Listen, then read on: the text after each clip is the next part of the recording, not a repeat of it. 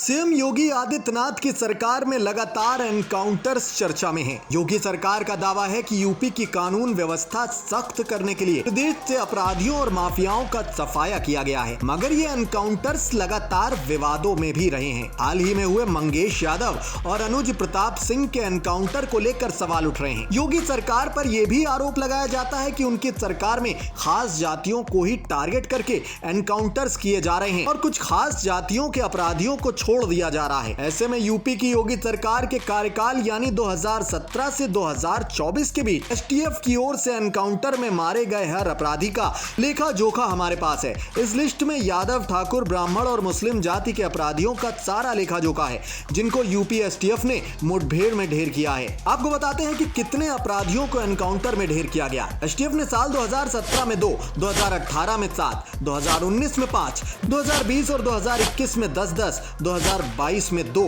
2023 में 8 और 2024 में अभी तक 8 ही एनकाउंटर्स को अंजाम दिया है। इनमें यादव, मुस्लिम और ठाकुर जाति से आने वाले अपराधियों के भी नाम हैं। इस लिस्ट में हाल ही में हुए मंगेश यादव और पिछले साल हुए अतीक अहमद के बेटे असद के एनकाउंटर का भी जिक्र है। जो भी जाति तो किसी अपराधी की जाति नहीं होती है, चूँकि वो तो जब अपराध करता है तो जाति देखकर अपराध भी नहीं करता है। ऐसे भारत के कानून के मुताबिक जैसे भी जो जगह जिसकी होती है वो है।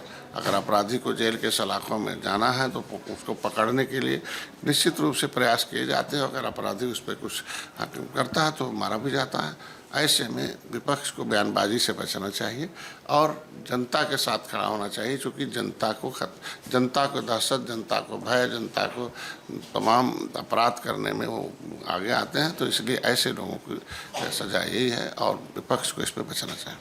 अब आप सोच लो कि वो जालीदार टोपी वाले और इसी जाली नोट नहीं छापेंगे तो और काम करें, और इसी नोट के आधार पर पीछे विपक्ष के लोग खड़े थे। उस पर तो सपा को बयान देना चाहिए और कि भाई अगर इसी तरह से, इसका मतलब आप समझ सकते हैं कि विपक्ष के पास कैसे कैसे लोग और किस किस तरह का। हमको लगता है विपक्ष को एक सेल बना देना चाहिए कि जाली वाले इधर आ जाओ, अपराध वाले इधर आ जाओ और आप हमारे लिए काम करो। भी सत्ता में आएंगे तो तुम्हें सब कुछ फ्री कर देंगे। इनके समय भी आपकी निषाद जो है, निषाद अपना आरक्षण की मांग कर रहा था गोरखपुर में। दिन दहाड़े जो है पुलिस ने गोली चलाई, एक निषाद को मारा, 50,000 लोगों के बीच में 302 फर्जी मुकदमा लगाया। तो निषाद बेटा नहीं था, इन्होंने क्यों गोली चलवाई? इन्होंने क्या एक्शन लिया उस पर? पुलिस, मैं कह रहा हूँ आज के दिन में बहुत ऐसे इनकाउंटर हुए, उस समय क्यों नहीं बोले? अपने एक बार को खुश करने के लिए ऐसा काम कर रहा है। मैं तो ये आरक्षण विरोधी नहीं होते, कांग्रेस, सपा के लोग और लोग, ये तीनों पार्टी को मैं तो कहता हूँ ना कि ये सब गरीब विरोधी हैं। नहीं सर, जात देखिए, दलित एक वर्ग हो गया, लेकिन उसमें गरीब विरोधी हैं। जब इनके सत्ता में रहते हैं तो खाली हुई अंगू चंगू मंगू दिखाई देते हैं, बाकी गांव का, वो दलित गांव का, पिछड़ा गांव का, शोषित गांव का, वंचित नहीं दिखाई देता। अगर दिखाई होता तो 70 साल से सरकार इन लोगों की थी। आज अनाज हम दे रहे हैं, इलाज हम दे रहे हैं, मकान हम दे रहे हैं। कांग्रेस को तो भारत में वोट मांगने का हक नहीं है दलितों, परिशिष्टों, शोषितों, क्योंकि पंडित जवाहरलाल नेहरू का वो पत्र वायरल हुआ जिसको प्रधानमंत्री ने कोट किया कि हम आरक्षण के समर्थक नहीं है और नौकरी में तो कतई नहीं है, और चूँकि ऐसे आयोग लोग जाएंगे तो भारत का विकास होगा, यही बात। और उसका एडिट वीडियो सपा ने आगे काट दिया, पीछे काट दिया और बता दिया कि प्रधानमंत्री जी आरक्षण विरोधी, आरक्षण खत्म कर देंगे।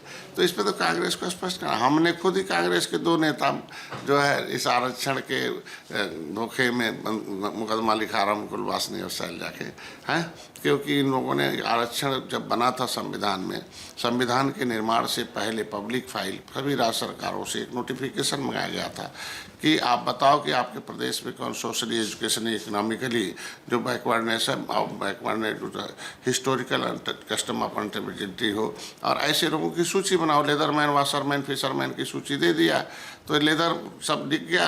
मझवार, गौड़, तुरैया, खरवार, बेलार, खरोट, कोली, 7 नामों से अनुसूचित जात की सूची में नाम है, लेकिन उस फाइल को इन लोगों ने गायब करा दिया, जिससे इनको देना न पड़ा। लेदरमैन, वाशरमैन तो पा गया, फिशरमैन को फिसला।